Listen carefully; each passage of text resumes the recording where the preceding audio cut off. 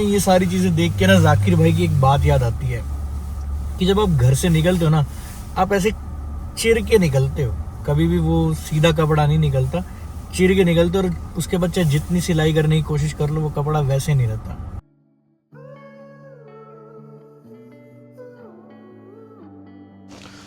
Good morning everyone. अभी बजे हैं सुबह के 5:30 और मैं रेडी हूँ काम पे जाने के लिए। उम्मीद है कि आपका कल का दिन अच्छा गया होगा और आज का दिन बेहतर बनाने के लिए तो मैं आ ही गया हूँ आपके पास। ज़्यादा हो गया वैसे तो, चलो कोई बात नहीं। अभी हम मेडिटेशन करके हट चुके हैं, नहा धो चुके हैं। अब हम निकलेंगे काम के लिए। पहले जाएंगे टिम हॉर्टन्स, कॉफ़ी पकड़ेंगे, कॉफ़ी पी के एंड देन वहाँ जाएंगे। I know you guys know कि दैट मैं टिम हॉर्टन्स की कॉफ़ी इतनी नहीं पीता, बट अभी अगर मैंने खुद बनाने बैठा चाहे तो मैं लेट हो जाऊँगा। मुझे लेट नहीं होना। I hate being late and I don't want to. और मुझे ये कोई नेगेटिव अपने बारे में कोई नेगेटिव आउटकम नहीं बनाना है लोगों के दिमाग में कि मैं हर काम पे लेट पे पहुंचता हूँ। तो इसीलिए मुझे टाइम पे पहुंचना है, तो दैट्स वाई। और लोगों से मतलब कि जो जिनके लिए काम करता हूँ, मेरे मैनेजर्स, और उनके लिए उनकी आंखों में अच्छा तो बनना ही पड़ेगा ना रहने के लिए। तो गाइस ऑफिशियली विंटर की पहली स्नो देख सकते हो, अब गाड़ी पे स्नो हो रही है। आज वैसे भी प्रेडिक्शन थी वेदर की कि स्नो होगी एंड ये देखो गाइस स्नो हो रही है, अगर आप कैमरा में समझ पा रहे हो तो। ट्रॉन जी भाई आ चुके टिम हॉर्टन। अनफॉर्चुनेटली मैं ड्राइव थ्रू पे नहीं आया, मैं स्टोर पे आ गया गलती से, और मेरे पास अब टाइम नहीं है कि मैं ड्राइव थ्रू ढूंढता फिरूँ, तो हम स्टोर में जाके ही सीधे ले आते हैं। I need 1 triple strip tea with chai tea bag inside it, large. तो भाई कॉफ़ी तो ले ली है। स्नो का वेदर और कॉफ़ी एक डेडली कॉम्बिनेशन है। तो चलिए हम निकलते हैं काम की तरफ। बकचोदी तो बाद में भी होती रहेगी। 12 घंटे की शिफ्ट लगाने के बाद ना last thing I wanted is ये एक्सीडेंट। भाई पता नहीं आधे घंटे से मैं यहीं खड़ा हूँ, पता नहीं क्या होगा। एक तो नींद इतनी आ रही है, ऊपर से किसी ने बकचोदी करी है। अरे भाई आराम से चला लो, पता है स्नो में कितनी जल्दी लग रही है जाने की घर पे। करा लिया है कांड बैठ के। क्या बोले लोगों को भाई, सिविक सेंस खत्म होती जा रही है। और पीछे इंडिया वाला हिसाब हुआ, लोग अपनी गाड़ियों से उतर के देख रहे क्या हो रहा है। अब बैठ जाओ भाई, गलती से गाड़ी चल गई तो तुम और पंगे खड़े कर गए। ओ भगवान, देख लो भाई, इवन ये भी नहीं दिखा रहा कितना टाइम लगेगा। रेड डॉटेड लाइन आ रही है कि जब पता नहीं कब तक टाइम लगेगा इसको सही होने में। लोग मुंबई दिल्ली के ट्रैफिक को क्रिटिसाइज़ करते थे, टोरंटो का ट्रैफिक तो उससे भी बढ़कर है। 401 तो भूल ही जाओ भाई। होपफुली ये बकचोदी जल्दी खत्म हो। अभी तो पता नहीं कितना टाइम लगेगा इसको, तो चलो अपने मन की बात करते हैं जो मेरे को करनी थी आप लोगों से।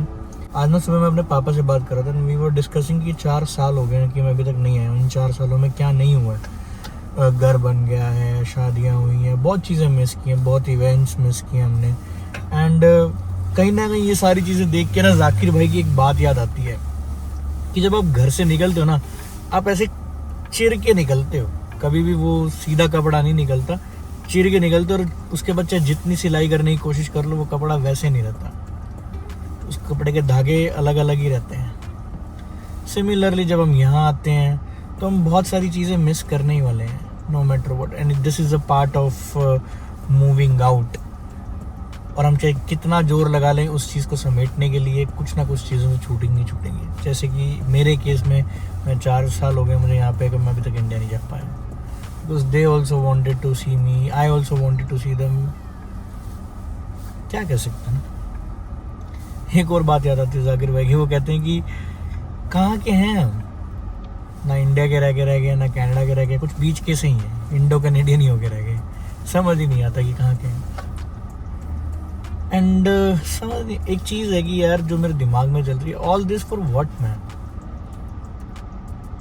क्या है यहाँ पे, समझ नहीं आता। क्योंकि द थिंग इज,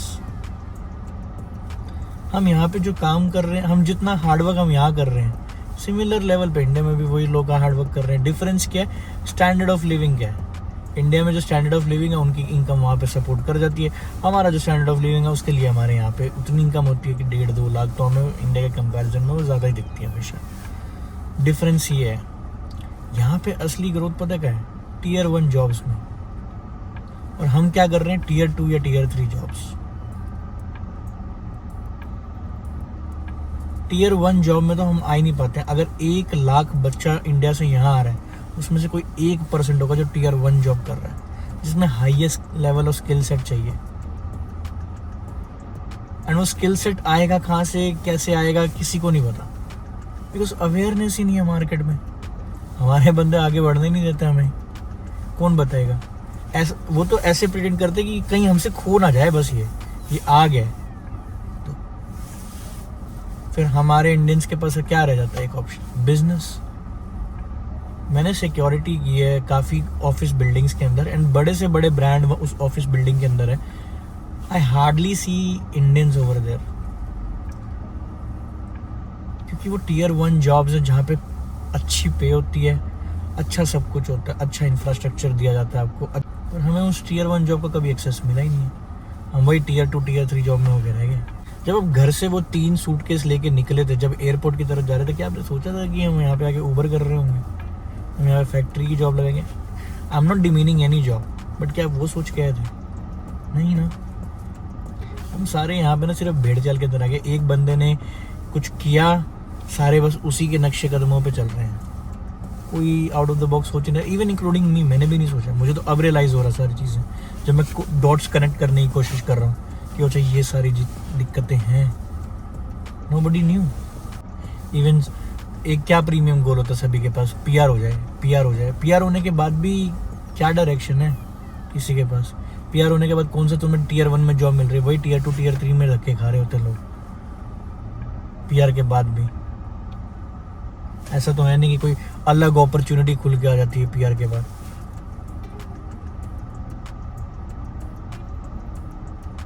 या तो पढ़ लोगे या फिर टीयर 2 में जॉब कर लोगे, बट उसका क्या फायदा है? कभी आप आगे बढ़ ही नहीं पाओगे, करियर आपका यहाँ पे बढ़ ही नहीं पाएगा जब तक आप टीयर 1 के लिए क्रैक नहीं कर पाते। You never see Canadians working in tier 2 tier 3 jobs, बहुत रेयरली। अगर वो स्टडी का एक्सपीरियंस लेना चाहते होंगे या फिर कोप होगा उनका कोई कॉलेज का, तभी वो करेंगे एक बेसिक एक्सपीरियंस लेने के लिए। Otherwise they are in tier 1 jobs, all of them, because they know the drill. भाई मुझे तो उन लोगों के लिए होता है कि यार जो बेचारे इतने सालों से मेहनत कर रहे, 4-4 साल काम करके अपना टैक्स पे किया है, गवर्नमेंट को पैसे दिए हैं, and what happening to them? अगले साल उनका वर्क परमिट खत्म हो रहा है, उनको घर भेज रहे हैं। बट जब आए थे तब यही था ना क्राइटेरिया पीआर का, कि आप नॉक बी की जॉब में काम करो, आपके इतने पॉइंट्स बन जाएंगे, आपके पास ग्रेजुएशन होंगी, and then you can apply for PR, आपकी पीआर हो जाएगी। जैसे जैसे लोग आते रहे सब कुछ बढ़ता रहा, and now what we have, we are just only left with the option of believing in God, कि भगवान के ऊपर है जो होगा। क्योंकि हमारे साथ तो यही होता है ना कि एक बंदा सीपीपी लेके आया होता, 10 बंदे सीपीपी लेके आए होते, कंप्यूटर प्रोग्रामिंग का प्लान कोर्स। एजेंट ने भी वही चिपकाया, तो वो तो पैसे छाप रहे होते हैं अपने, एंड किसी को नहीं पता कि वो कितना रेलेवेंट है कोर्स, है भी कि नहीं आज के टाइम पे। सब वही कर रहे होते हैं, एंड सब वही धक्के खा रहे होते हैं, फिर वही छोटी मोटी जॉब की कर रहे होते हैं। वो बात आती है कि यार वर्क लाइफ बैलेंस कनाडा में बेटर है, यूरोपियन कंट्रीज में बेटर होता है वर्क लाइफ बैलेंस। काहे का वर्क लाइफ बैलेंस? यहाँ पे आप अगर आप गाड़ी रखना चाहते हो और आप अच्छी लाइफस्टाइल जीना चाहते हो, खुली लाइफस्टाइल जीना चाहते हो, तो आपके पास एटलीस्ट 2 जॉब्स होनी चाहिए। अगर आप टीयर 2 में हो तब जाके आपका अच्छा खासा पैसा बनता है, और वो भी टीयर 2 में भी टॉप जॉब्स होनी चाहिए, टॉप पेइंग जॉब्स।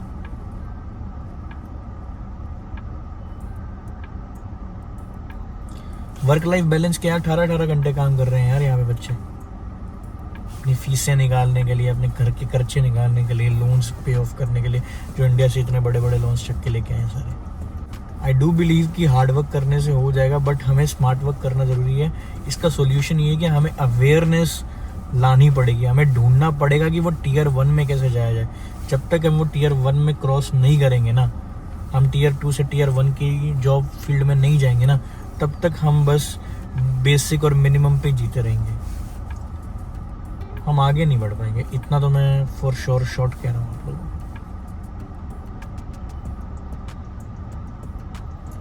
बाकी मेरा काम तो है बताना, अवेयरनेस जगाना। तो अगर आपको मुझे कॉल आउट भी करना है तो आप कमेंट्स में कर सकते हो। अगर आपको ये बात सही लगी तो कमेंट्स में अपने व्यू बताना। मुझे तो यही समझ में आता है कि ट्रैफिक का तो अभी भी वही हाल है, देखो पता नहीं कब सही होगा। फाइनली भाई 6:45 के चले हुए अब जाके ब्रैम्पटन पहुंच रहे हैं, जो कि मैं 7 साढ़े 7 बजे ही पहुंच जाता। क्या ट्रैफिक था भाई, क्या गंदा ट्रैफिक भाई। 1 घंटे तक तो सिर्फ बैठे ही रहे हैं एक ही जगह पे, कुछ हिलाई डुलाई भी नहीं हुई। हाँ चलो फटाफट टिफ़िन लेते हैं और फिर घर जाते हैं एंड व्लॉग भी समाप्त करना है। तो हाँ जी भाई, खाना तो ले लिया है एंड अब निकलते हैं घर के लिए। स्नो अभी भी हो रही है भाई, सुबह से लेके शाम तक स्नो ही स्नो हो रही है।